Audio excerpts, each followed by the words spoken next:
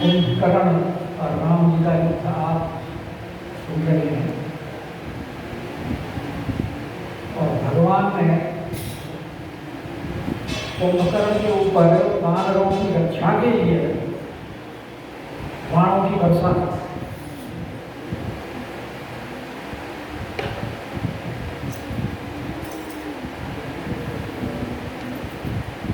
और कुंभकर्ण इतना विशाल काय है कि भगवान के बाण उसके शरीर में प्रवेश करके निकल जाते हैं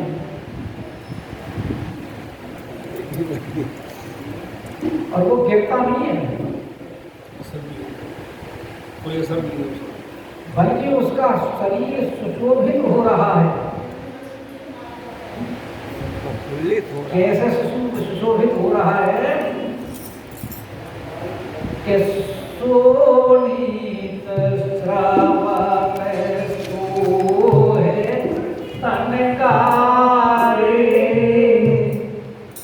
शोभा दे रहा है। सोह तनकारे,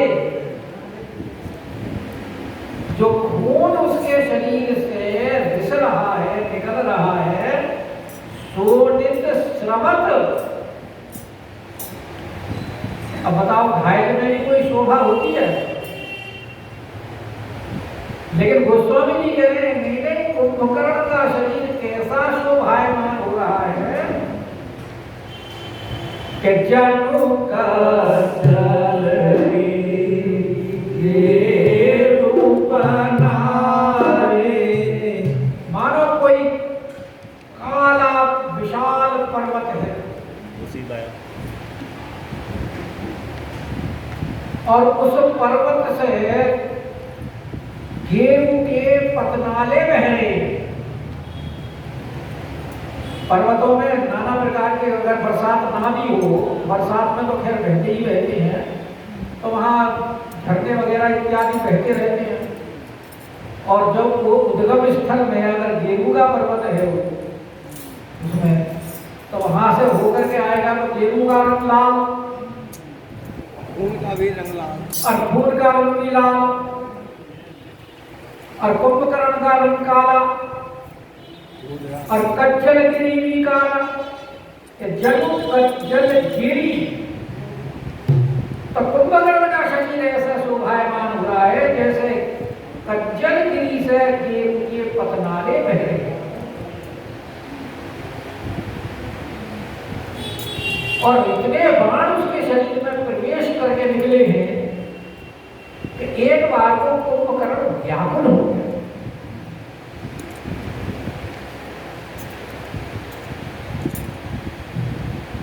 तो वानर भालुओं ने देखा, अरे जिससे हम डर करके इतने भाग रहे थे,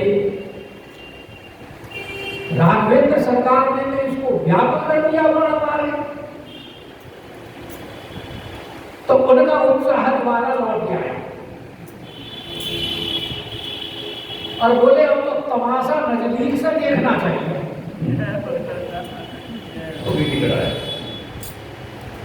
दूर से इतना स्पष्ट दिखाई नहीं देता, नजदीक से ज्यादा स्पष्ट दिखाई देता है।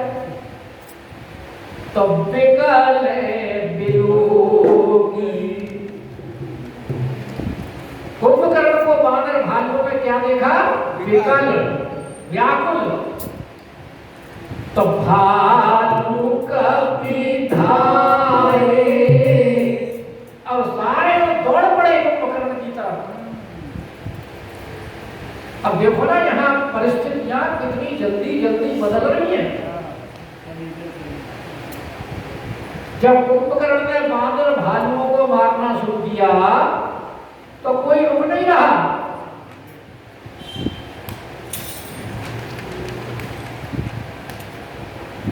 कि चली बली मुख से पराई और अति भय त्रासित न को संभाई। रोकने से भी नहीं रुक रहे, भागे जा रहे हैं। अब फिर उसकी सेना आई, उनको विकल देख करके कि देखी राम पिघल कटेगा और रिपु अनीक नाना विधिया।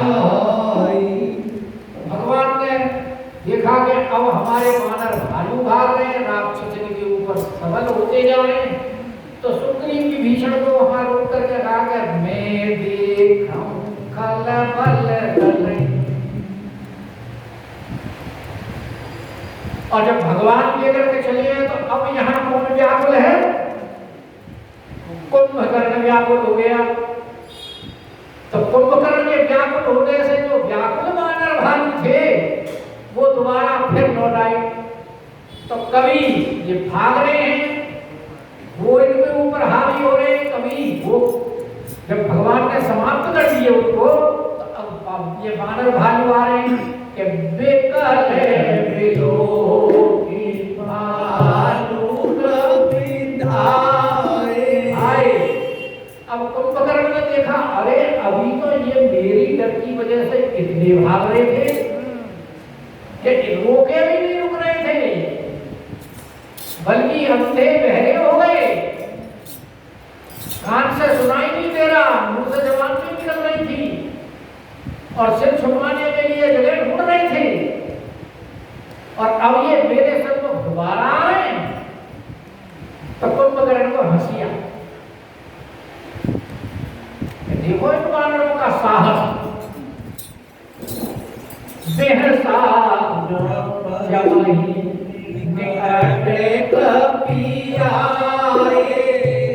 तो कुंभकर्ण हंस करके फिर उसने क्या किया कि महानाद कुंभकर्ण ने महानाद किया उन वानर भालुओं को देख करके। अब शुरू में जब कुंभकर्ण चला था तो उसने क्या किया था कि कर जा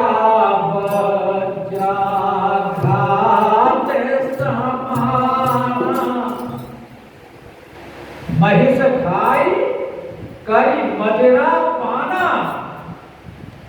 रावण ने जब कोटि कोटि घड़े मंगाए तो उसके बाद में उसकी क्या स्थिति हुई कि महिष खाई करी मदिरा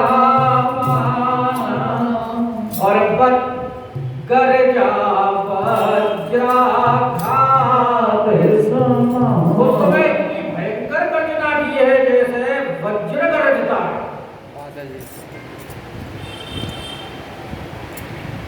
बादलों में जो बिजली गिरती है तो वो वज्राघात है, इधर का वज्र बोलते हैं, इधर का वज्र गिर गए।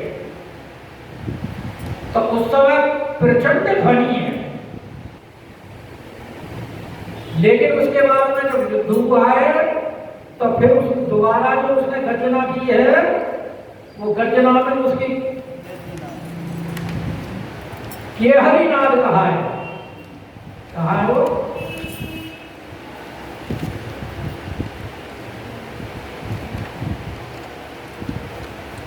कि वो जो है केहरी नाद कर रहा है। तो यानी उसकी जो है गर्जना कम हो गई है, बच्चे से कम हो गई गर्ज। और अब वो क्या कर रहा है, अब सिर्फ महानाद गर्जना कर रहा है, यानी उसकी गर्जना में धीरे धीरे कमी आती चली जा रही है। तो महानाद करी गर्जा, और गरज करके क्या किया है उसने कि कोटि कोटि गई थी, करोड़ों करोड़ों उसने वानरों को पकड़ लिया। और अब की बार उसने विचार किया कि अब इनको खाने से तो ये मरते नहीं है, काम नाम से निकल जाते हैं। अगर मानो इनको फिर मैं खाऊंगा जैसे पहले खाता था तो नाक कान से निकल जाते थे। तो अगली बार उसने दूसरी युक्ति गई कि मही पट गई गजराज। अब उसने उनको पृथ्वी पर पटकना शुरू किया, क्योंकि अब तो मरेंगे।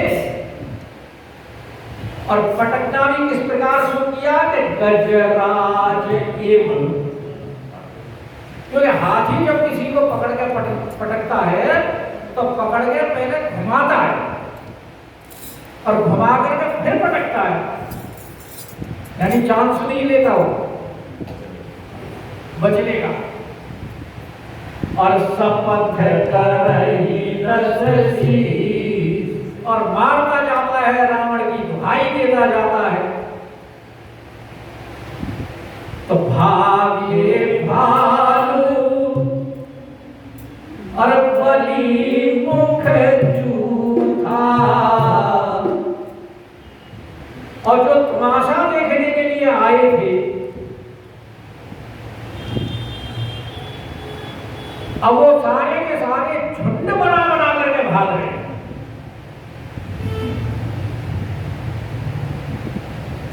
बलि मुख जूठा, और सिर्फ सेना ही नहीं भाग रही, उनके सेनापति भी भाग रहे हैं।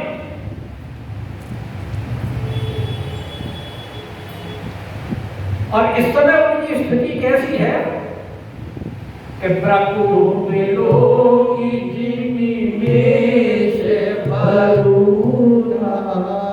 मानो कोई भेड़ों का झुंड है और भेड़ों के झुंड में कोई भेड़िया आ जाए, तो भेड़ों के झुंड की एक विशेषता होती है। कहावत में मशहूर है भेड़ चाल, कि जो सबसे आगे वाला करेगा बाकी सब वही करते हैं। अगर पहले वाला एक खड्डे में गिर गया तो पीछे वाला ये नहीं देखेगा कि ये खड्डे में क्यों गिरा है, सारे गिरते चले जाएंगे। भेड़ियों का ये है सही भेड़। हाँ, तो यहाँ बानरों की भी यही स्थिति हो रही है इस समय कि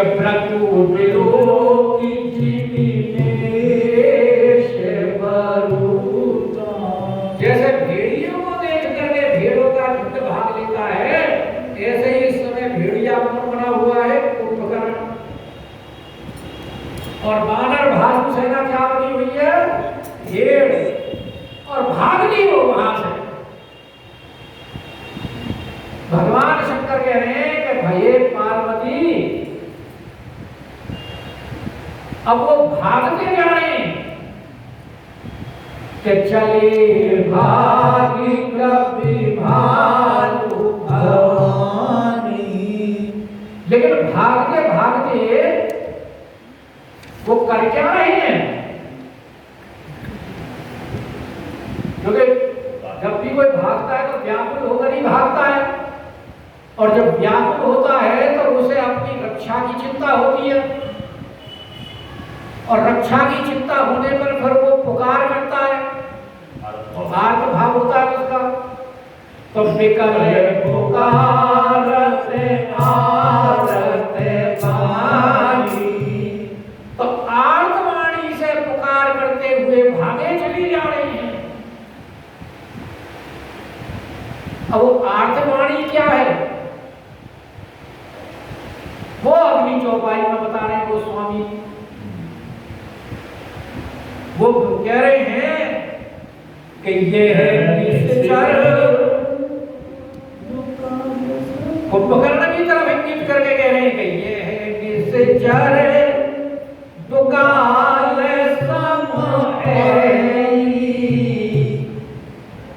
कि ये राक्षस नहीं है, ये क्या है, ये दुकाल है। और दुकाल में क्या हालत होती है, कई बार ही बार दुकाल परे, बिनु अन्न बिना सब लोग मरे। भाई जब बरसात नहीं होती तो उसी को तो कहने में काल पड़ गया, और ये एक काल में ये कह रहे हैं तो दुकाल है, डबल है।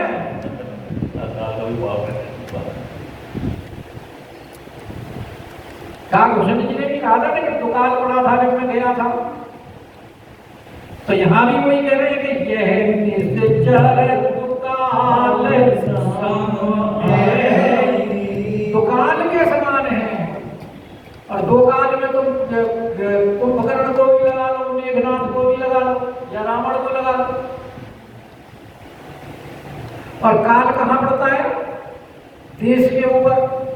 जिस देश के ऊपर काल पड़ता है वहां की प्रजा नष्ट हो जाती है। लेकिन सारे नहीं मरते। काल जो है, काल सबको समाप्त नहीं करता, लेकिन दुकाल में सब समाप्त हो जाते हैं। तो इसलिए कह रहे हैं कि ये तो काल नहीं है, ये तो दुकाल है, ये हम सबको समाप्त करके छोड़ेगा।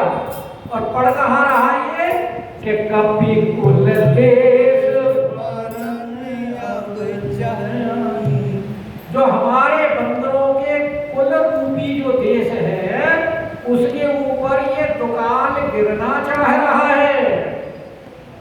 यानी अब हमारी कोई बचने की संभावना नहीं है। तो इसलिए वो पुकार कर रहे हैं कि कृपा पारिधर राम खराली और पाहि पाहि प्रणनार तिहारी। हे प्रभु, जब दुकाल पड़ता है, अकाल पड़ता है, तो वो क्यों पड़ता है? क्योंकि बारिश नहीं होती,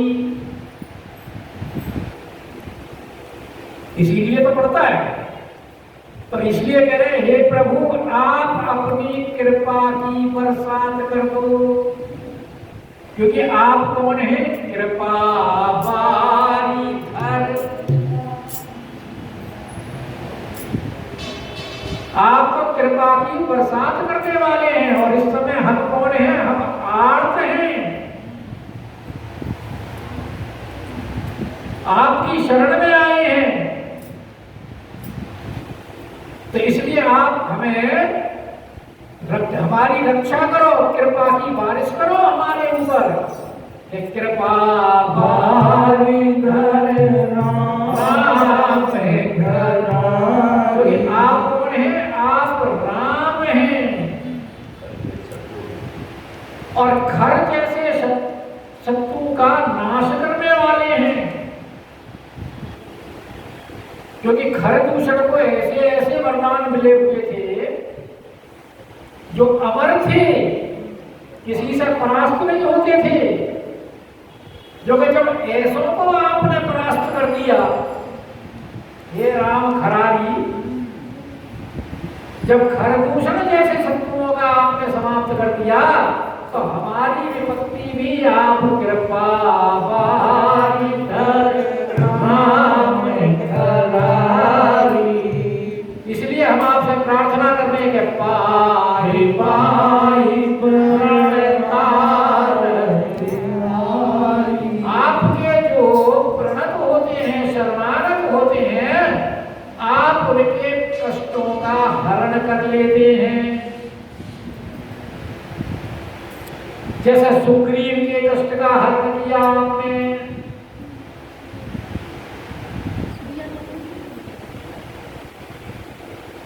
जब मार लगी सुग्रीव को भेज दिया पहले तो लड़ने के लिए भगवान ने।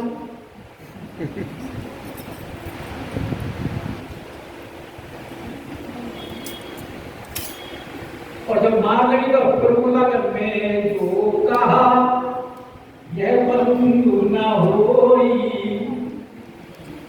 मैंने तो प्रभु पहले ही कहा था कि ये मेरा भाई नहीं है, ये तो मेरा शत्रु है। फिर भगवान ने भी उसकी पीड़ा बुझी। कर परसा सुग्रीव शरीरा।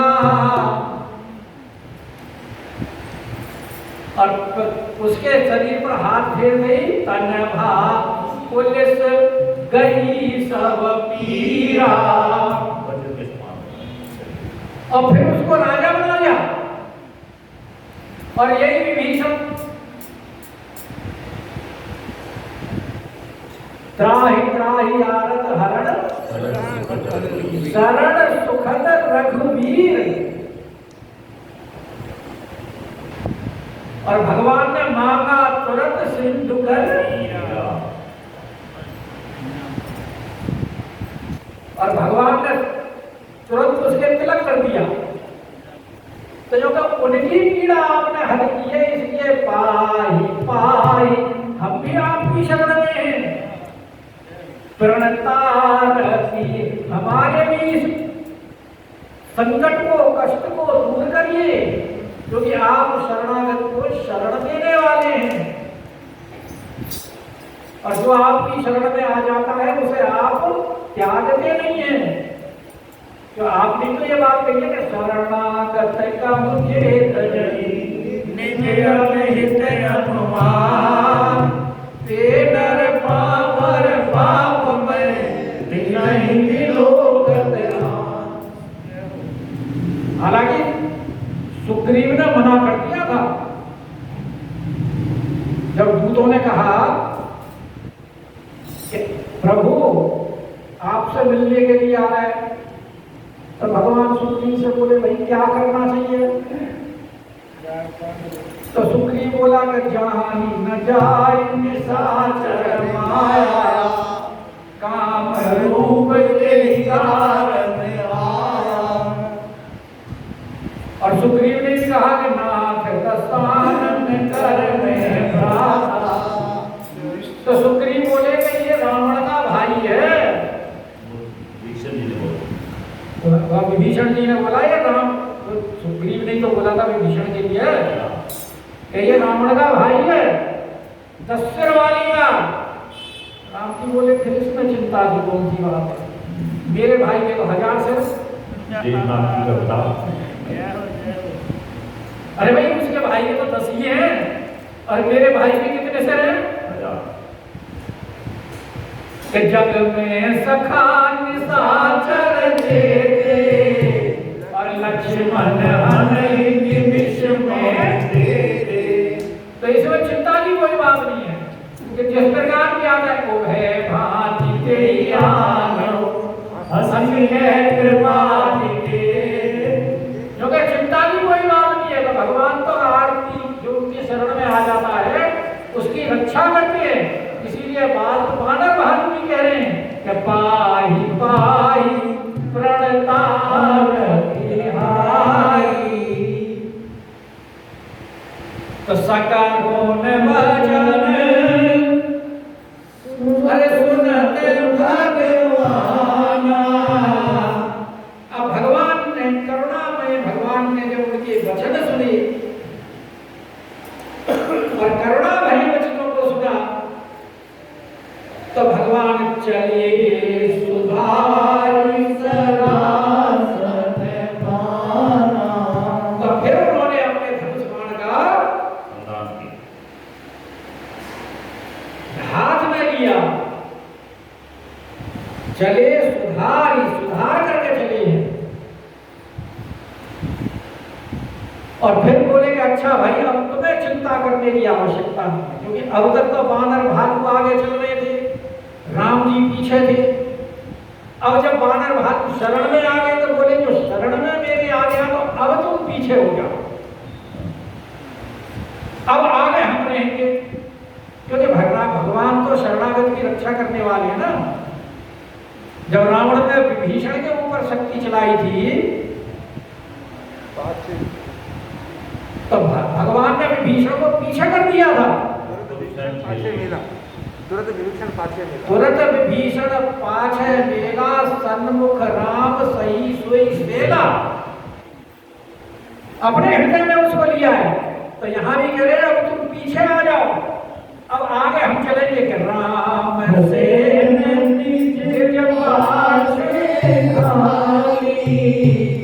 और चले सगोग महाबलशाली।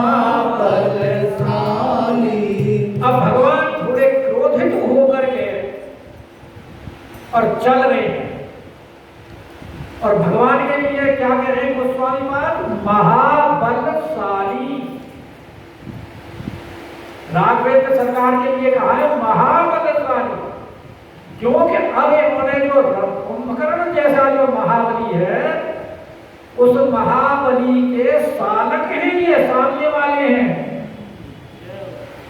इसलिए पहले ही उनको इसी तरह अलंकार से सुशोभित कर दिया कि चले जगो महाबलशाली।